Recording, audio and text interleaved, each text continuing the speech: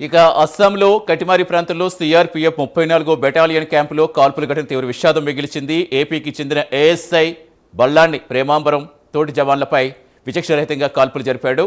ఈ ఘటనలో విష్ణుప్రసాద్ బఘేల్, రామన్వాల్ సింగ్ అక్కడికక్కడే ప్రాణాలు కోల్పోయారు.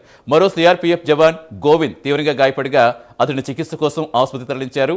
ఘటనా సమాచారం అందుకున్న వెంటనే సిఆర్పీఎఫ్ ఉన్నతాధికారులు బెటాలియన్ క్యాంపుకు చేరుకుని పరిస్థితి సమీక్షిస్తున్నారు. కాల్పులు గల కారణాలపై దర్యాప్తు ప్రారంభించారు. ప్రస్తుతం క్యాంప్ పరిసరాల్లో భద్రత మరింత కట్టుదిట్టం చేస్తారు.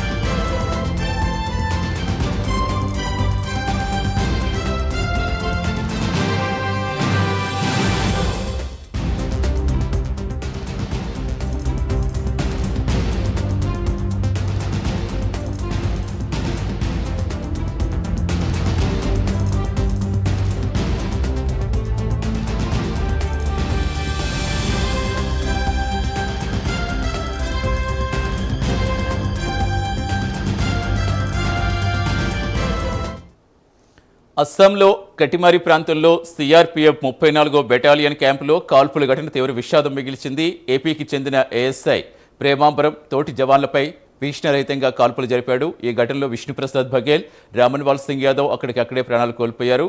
మరో సిఆర్పీఎఫ్ జవాన్ గోవింద్ తీవ్రంగా గాయపడిగా అతడిని ఆసుపత్రికి తరలించారు. ఘటనా సమాచారం అందుకున్న వెంటనే సిఆర్పీఎఫ్ ఉన్నతాధికారులు క్యాంపు చేరుకుని పరిస్థితి సమీక్షిస్తున్నారు.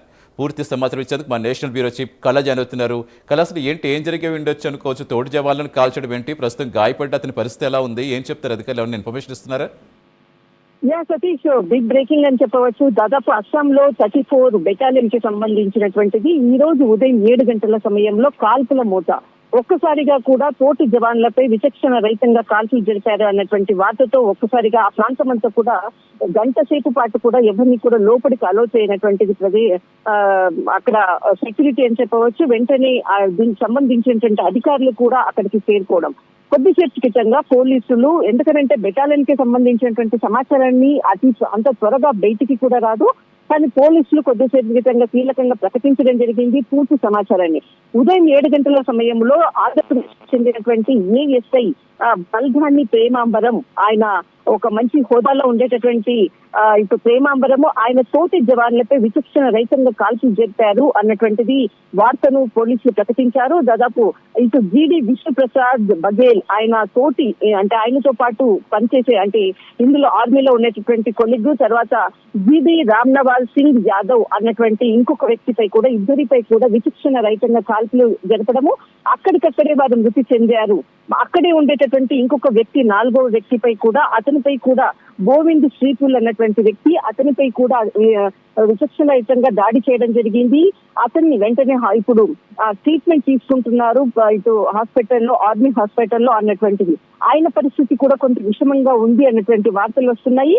కానీ వీరిపై దాడి చేసిన తర్వాత ఎవరైతే ప్రేమాంబరం కూడా తనంతకు తాను ఆత్మహత్య చేసుకున్నాడు అన్నటువంటిది కీలకంగా పోలీసు అధికారులు ప్రకటించడం జరిగింది. ఇక్కడ ఈ నలుగురి మధ్యలో జరిగినటువంటి సంభాషణ అనుకోవచ్చు, అంత విచక్షణ రహితంగా కాల్పులు జరపడానికి కారణం ఏంటి అన్నది కూడా ఇప్పటి వరకు కూడా దర్యాప్తు ముమ్మరం చేశారు. ఉదయం దాదాపు, ఎందుకంటే పోలీసు ఆర్మీకి సంబంధించినటువంటిది 4 గంటల నుంచే వాళ్ళకి చాలా అంటే టైం పంక్చువాలిటీగా కూడా వాళ్ళకి సంబంధించినటువంటిది, ఆర్మీకి సంబంధించినటువంటి ఎక్సర్సైజెస్ ఇదంతా కూడా ఉంటుంది. కానీ 7 గంటల సమయంలో అంటే దాదాపు వాళ్ళ షెడ్యూల్ ప్రకారంగా 3 గంటల ముందు ఏది జరిగింది అన్నటువంటిది కూడా పూర్తి దర్యాప్తు బృందం కూడా వేగవంతం చేశారు. ఈ విధంగా 34వ బెటాలియన్ లో అస్సాంకి సంబంధించినటువంటి బెటాలియన్ కి సంబంధించిన దాంట్లో విచక్షణ రహితంగా కాల్పులు కలకలం రేపింది. దీనికి సంబంధించినటువంటిది ఇటు దర్యాప్తు బృందాలు అక్కడికి చేరుకున్నారు. దానికి సంబంధించినటువంటి పూర్తి సమాచారాన్ని కూడా, అంటే ఎవరైతే జవాన్స్ అంటే మరణించారో వారికి సంబంధించినది, వారికి పూర్తి ఇన్ఫర్మేషన్ కూడా ప్రకటించేటటువంటి అవకాశం ఉంది. రైట్, థ్యాంక్ యూ కళ.